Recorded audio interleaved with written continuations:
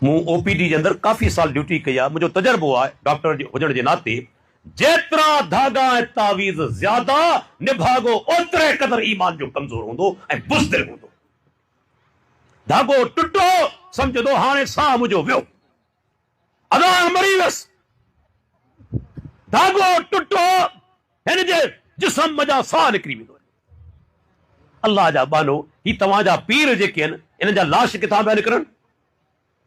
जिन खां तावीज़ पिया करायो, लाश निकिरे पियो साउथ सिटी हॉस्पिटल में, लियाकत नेशनल मां, आगा खान मां, पाण बीमार थियनि बहितरीन अस्पतालूं, तव्हांजो इलाज वरी धागनि सां ऐं प्लेटनि सां कुझु त कुल खां कमु वठो। पाण शुगर जो मरीज़ आहे ऐं तव्हांजी शुगर छॾाए पियो, बेवकूफ़ी जी हद आहे न।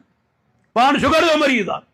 मूंखे यादि आहे बदीन ज़िले खां ॿाहिरि हिकिड़ो पीर आहे, मुंहिंजा मुंसां मुक़ाबला थिया तमामु घणा। हिकु दफ़े उनखे चैलेंज कयोसीं, हलिया मैदान में, पाण मुबाहलो करियूं था।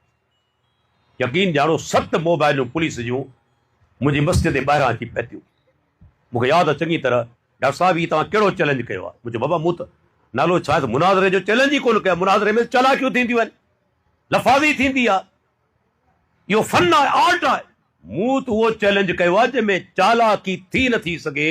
इहो पीर चवे थो पहुतल आहियां ऐं माण्हुनि जो कैंसर बि छॾायां थो। हाणे मुंहिंजो चैलेंज आहे, ही पाण पंहिंजा ॿार बचा वठी अचे मैदान में, आउं बि वठी थो अचां ऐं बददुआ करियूं था।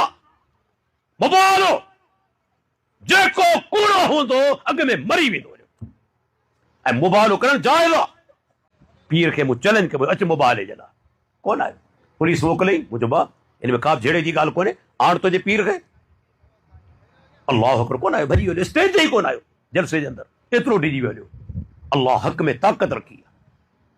बीमारी रब जे तरफ़ां आहे, लेकिन लाइण वारो बि अल्लाह आहे।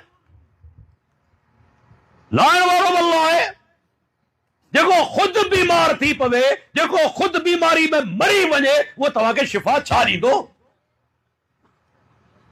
ही धागा ऐं तावीज़ छॾियो। अल्लाह जे नबी फरमायो, मन तअल्लक तमीमतन फ़क़द अशरक, जे तावीज़ टोणा ऐं फीणा अहिड़े क़िस्म जेके माना शयूं लटकायूं, इहो उन तहक़ीक़ शिरक कयो।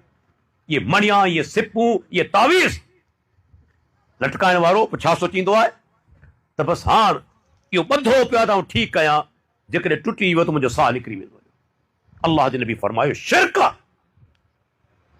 जेको माण्हू का शइ लटकाईंदो, वकिल इलाही उनजे हवाले कयो वेंदो,